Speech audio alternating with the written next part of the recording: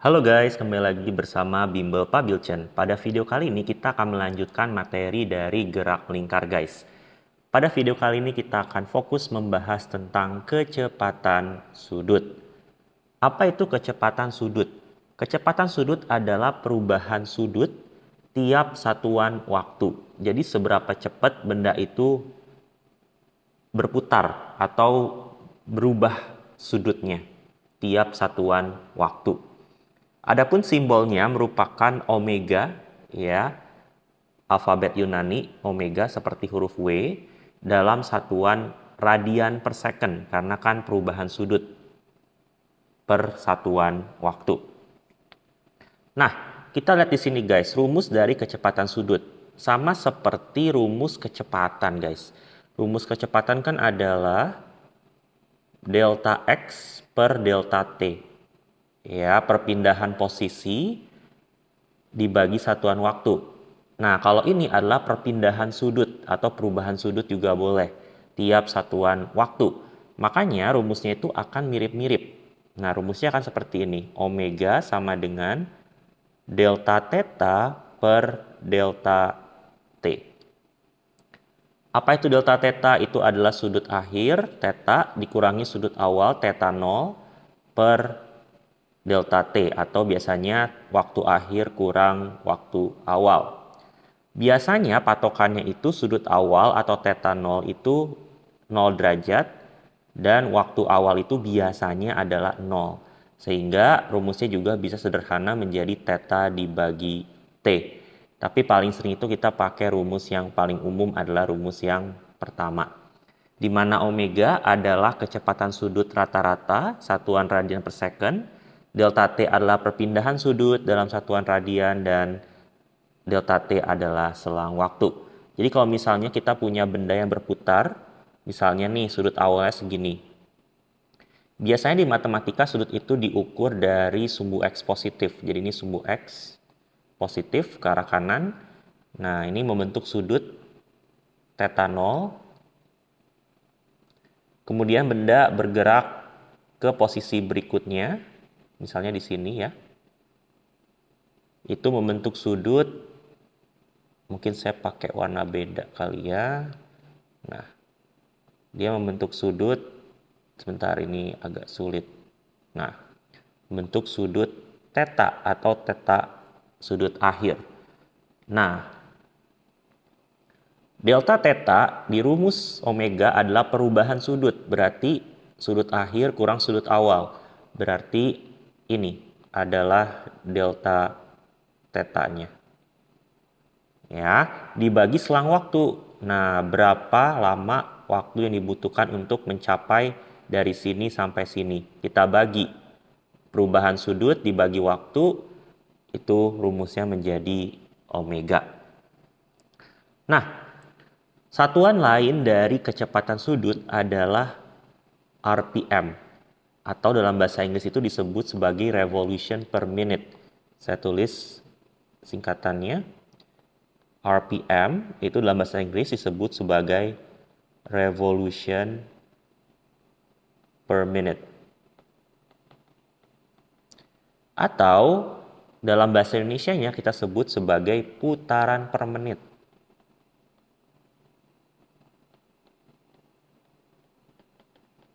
Nah, bagaimana cara mengkonversi RPM ke radian per second? Karena biasanya kita pakai satuan internasional radian per second. Jadi caranya gampang guys, putaran per menit atau RPM atau putaran per menit. Kalau kita mau ubah ke radian per second.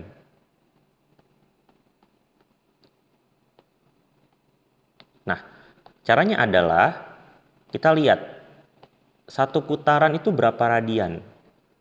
Di video sebelumnya sudah dibahas satu putaran adalah 2pi radian, berarti dikali 2pi per menit ke second. Berarti 1 menit 60 detik, berarti dikali 2pi per 60. Berarti kalau sebaliknya tinggal dibagi 2pi per 60 aja. Tapi paling sering kita pakai yang pertama karena kita ingin ubah ke satuan internasional. Nah, kita lihat apa sih perbedaan kecepatan dan juga kecepatan sudut. Kalau kecepatan sudut itu adalah perubahan atau perpindahan sudut per satuan waktu. Tapi kalau kecepatan itu adalah perpindahan posisi atau delta X. Di rumusnya kita pakai delta X. Berarti delta X itu adalah ini, panjang dari lintasan ini, perpindahannya. Bisa dibilang delta X. Tulis di sini delta X. Dan juga di sini kita pakai vektornya seperti ini. Jadi bendanya sedang bergerak ke arah sini. Nah, ini adalah kecepatannya. Ini V. Di titik ini kecepatannya seperti ini atau V. Di mana kecepatan itu selalu tegak lurus terhadap jari-jari dari lintasannya. Kalau misalnya bolanya lagi di sini, berarti dia lagi bergerak ke bawah. Kalau bolanya di sini, dia geraknya lagi ke arah sini. Nah, dia itu selalu 90 derajat terhadap jari-jari ya guys. Nah, di sini kita lihat apa hubungannya kecepatan dan juga kecepatan sudut. Kita lihat rumusnya. Ya, rumus dari kecepatan adalah V sama dengan delta X per delta T. Di video pertama kita sudah bahas bahwa delta X sama dengan delta theta dikali R atau jari-jari.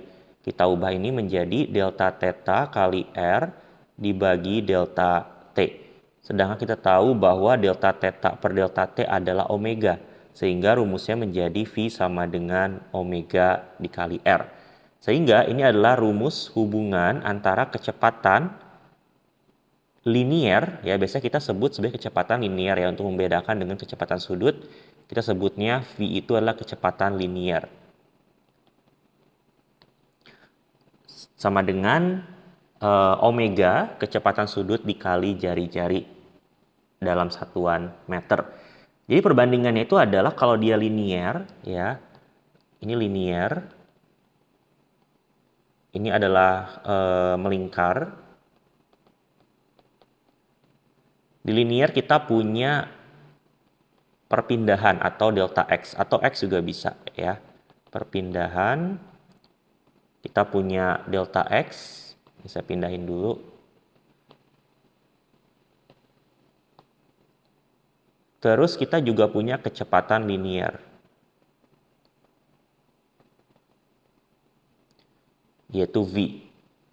Di melingkar kita punya perpindahan sudut atau delta theta dan juga kecepatan sudut omega.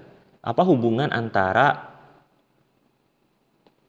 perpindahan dan juga perpindahan sudut dan juga kecepatan linier dan juga melingkar? Jadi mereka itu sama-sama dikali R. Jadi kalau misalnya delta X itu sama dengan yang melingkar dikali jari-jari. Jadi selalu dikali jari-jari. Ini juga sama. V sama dengan omega dikali R. Jadi selalu dikali jari-jari. Dari linier, mau cari linier itu melingkar ya, sudut, kecepatan sudut, perpindahan sudut dikali jari-jari. Selalu dikali jari-jari. Jadi ini adalah perbandingan antara linier dan melingkar. Nah, kemudian kita juga punya rumus hubungannya dengan periode dan frekuensi. Apa hubungannya? Kita lihat dari rumus kecepatan sudut. Omega sama dengan delta theta per delta T. Perubahan sudut bisa berapa aja. Tapi kita akan fokus kalau dia menempuh satu putaran. Ketika benda menempuh satu putaran, maka delta tetanya adalah 2pi. Karena kan satu putaran itu 2pi radian perpindahan sudutnya. Dan delta T waktunya itu adalah periode. Ingat, waktu yang diperlukan untuk menempuh satu putaran disebut sebagai periode atau T besar. Sehingga kita substitusikan omega ini menjadi delta tetanya menjadi 2pi dan delta T-nya menjadi T besar atau periode. Sehingga rumus yang pertama adalah omega sama dengan 2pi per periode. Kita juga punya rumus kedua kalau kita taunya frekuensi. Kita tahu bahwa frekuensi itu sama dengan kebalikan dari periode. Berarti di sini kita bisa pecah menjadi 2pi dikali 1/T, berarti rumusnya menjadi 2πf. Berarti rumus omega sama dengan 2pi dikali frekuensi. Jadi kita punya beberapa rumus omega ya guys ya. Yang pertama rumus dasar, omega itu adalah perpindahan sudut dibagi waktu.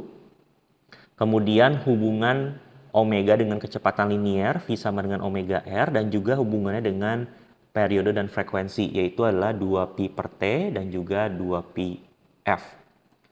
Kita coba kerjakan dua contoh soal ya guys. Di sini soal yang pertama, pada sebuah batang tinggi, seorang pesenam mengayun 4 putaran dalam waktu 3,6 detik. Tentukanlah kecepatan sudut rata-rata dari pesenam. Jadi di sini kita tulis dulu, diketahuinya dia mengayun 4 putaran, berarti perpindahan sudutnya adalah 4 putaran. Dan kita tahu 4 putaran itu kan satu putaran 2pi. Ya, satu putaran 2pi. Saya tulis di sini. Ini penting banget. 2pi radian. Berarti kalau 4 putaran tinggal dikali 4. 4 dikali 2pi menjadi 8pi radian. Dalam waktu 3,6 detik. Berarti ini adalah delta T-nya. Waktu yang ditempuh. 3,60 detik. Tentukanlah kecepatan sudut rata-rata pesenam. Jadi kecepatan sudut rata-rata omega sama dengan delta theta per delta T. Nah ini saya lupa sebutkan rumus ini. Delta theta per delta T itu adalah kecepatan sudut rata-rata.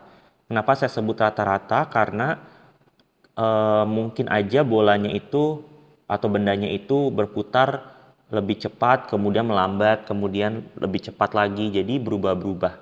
Nah itu kita sebut sebagai gerak melingkar yang tidak beraturan.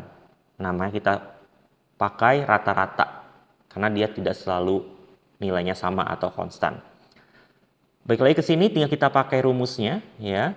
2pi-nya adalah delta theta-nya adalah 8pi dibagi delta theta-nya 3,60. Dengan menggunakan kalkulator untuk mendapatkan hasil desimal didapatkan 6,98 radian per detik. Nah, di sini kita coba kerjakan soal nomor 2. Soal nomor 2 ini kita punya satelit mengorbit di atas permukaan bumi pada ketinggian 3.600 km dari permukaan bumi. Diketahui jari-jari bumi adalah 6.400 km dan waktu yang diperlukan untuk menempuh satu kali putaran adalah 90 menit. Hitunglah kecepatan satelit dalam meter per second. Nah, di sini kita tinggal lihat dulu, kita bayangkan dulu kita punya bumi di sini ya, meskipun bukan punya saya buminya. Kemudian ada satelit di sini, saya nggak bisa gambar satelit ya, jadi ya kayak kupu-kupu aja lah ya. Kemudian dia mengorbit bumi seperti ini, melingkar. Ya. Ketinggian itu dalam fisika itu kita ukur dari permukaan bumi ya guys. Jadi ketinggian itu dari sini sampai sini itu 3.600 km. Sedangkan jari-jari bumi itu diukur dari pusat bumi ke permukaan. Itulah jari-jari dari bumi kita. Dari pusat ke permukaan ini adalah 6.400 km. Sehingga kita harus hitung jari-jari orbit. Ya. Dalam rumus kecepatan sudut, kecepatan kita selalu pakai jari-jari orbit, yaitu jari-jari total dari pusat bumi ke satelitnya. Berarti kita tinggal tambahkan 6.400 tambah 3.600 menjadi 10.000 km. Karena nanti kita mau cari dalam satuan meter per second, kita ubah ke meter menjadi 10 juta. Tinggal dikali 1000. 10 juta meter. Nah, kemudian di sini kita punya informasi kedua, waktu yang diperlukan untuk menempuh satu kali putaran adalah 90 menit. Waktu yang diperlukan satu kali putaran, itu adalah definisi dari periode guys. Jadi periode atau T besar itu sebesar 90 menit. Nah, 90 menit ini kita harus ubah ke detik. Tinggal kali 60 menjadi 5.400 detik. Nah, yang ditanya adalah kecepatan satelit. Hati-hati, kecepatan satelit tidak ada kata sudut. Berarti dia itu yang dimaksudkan adalah kecepatan linier atau kecepatan biasa atau V. Nah, kita punya rumus V. V-nya itu rumusnya adalah omega R. Dan kita punya rumus omega itu karena kita tahu periodenya. Kita pakai rumus omega yang ada periode, yaitu adalah 2pi per periode. Sehingga rumusnya ini menjadi V sama dengan omeganya menjadi 2pi per periode dikali jari-jari. Nah, makanya kita punya rumus kecepatan linier. Inilah rumus kecepatan linier dalam gerak melingkar adalah 2pi r per periode. Nah, udah tinggal kita substitusi aja guys di sini. V-nya adalah 2pi dikali R-nya adalah dikali 10 juta. Ya, jadi 2pi dikali 10 juta agak banyak ya karena ya memang bumi ya guys ya. Besar sekali dibagi periodenya itu adalah 5.400 detik. Nah, kalau nanti kamu pakai kalkulator dapatnya adalah 11.635,53 meter per second.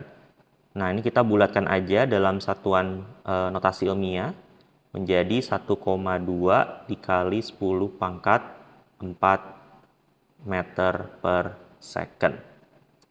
Nah, jadi ini adalah kecepatan satelitnya.